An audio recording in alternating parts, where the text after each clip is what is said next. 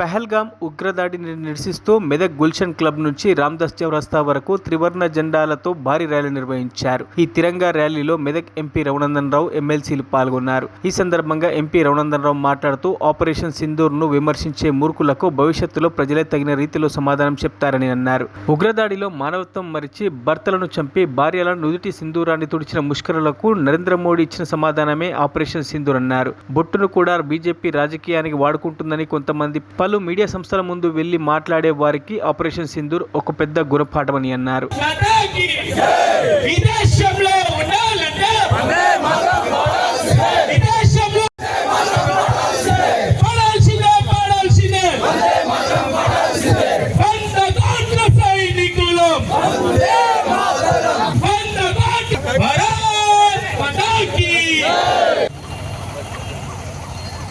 ఈరోజు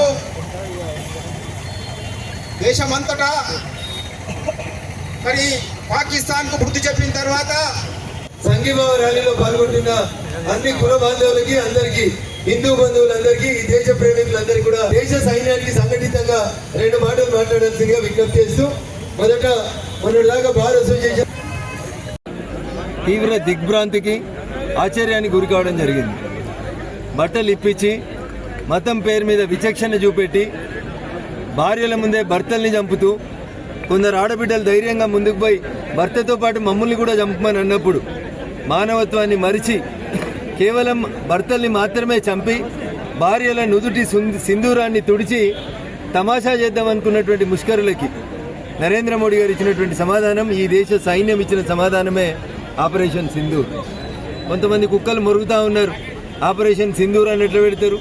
బొట్టు పెట్టుకున్న వాళ్ళంతా బీజేపీ, బొట్టు పెట్టుకున్న వాళ్ళంతా బీజేపీ అవునా కాదనే తర్వాత మాట్లాడదాం. కానీ ఒక మంచి ఉద్దేశంతో పోయి మీ మోడీకి చెప్పుకోమని ఎగతాళి చేసినప్పుడు మోడీ గారు ఇచ్చే సమాధానం ఎట్లుంటుంది అనేది శత్రు దేశానికి తెలవడం కోసం ఒక మంచి లక్ష్యంతో ఆపరేషన్ సింధూర్ అనే పేరు పెట్టడం జరిగింది. దాన్ని కూడా బొట్టును కూడా బీజేపీ రాజకీయాలకు వాడుకుంటుంది అనేటువంటి మూర్ఖులు అసలు ఈ గడ్డ మీద మీరు ఎట్లా పుట్టిరు అనేది జనాలకు కొంచెం డౌట్ వస్తూ ఉంది.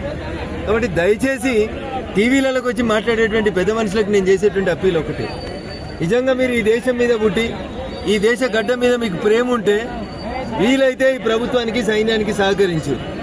అంతేగాని కోడిగుడ్డు మీద ఈకలు బీకినట్టు భారత సైన్యం, భారత ప్రధానమంత్రి తీసుకున్నటువంటి నిర్ణయాన్ని ప్రపంచమే ఆశ్చర్యపోయి చూస్తుంటే, భారతదేశం దగ్గర ఇంత గొప్ప వెపన్స్ ఎక్కడికి వెళ్ళి వచ్చినాయి? చైనా బజార్, చైనా మార్కెట్లో పోయినట్టే పోయినాయి. చైనా విమానాలను కూడా గులగొడుతుంటే మన శాస్త్రవేత్తలు, ముఖ్యంగా హైదరాబాద్లో తయారైనటువంటి అనేక రకాలైనటువంటి ఆయుధాలు ఇలా మన సైన్యానికి వాళ్ళ మేధస్సును తోడు చేసినాయి. కాబట్టి కొత్త నినాదం జై జవాన్ అంటే జై విజ్ఞాన్ అనేటువంటి నినాదంతో భారతదేశం ఎవరి మీద ఆధారపడకుండా తన స్వశక్తి మీద తాను ఎదిగి ఎవరు ఎంతమంది జట్టుగట్టి వచ్చినా కొడతామనేటువంటి ఒక నిర్దేశితమైనటువంటి లక్ష్యాన్ని ప్రపంచం ముందు చూపెట్టడం లోపల ఈ దేశ సైనికులు చూపించినటువంటి పోరాటానికి ఈ దేశ ప్రజలందరూ కూడా శిరస్సు వంచి వారికి నమస్సుమాంజలు తెలియజేస్తున్నారు. ఆపరేషన్ సింధూర్ని విమర్శించేటువంటి మూర్ఖులకి భవిష్యత్తులో ప్రజలే తగు రీతి లోపల సమాధానం చెప్తారని చెప్పి మేము భావిస్తాం.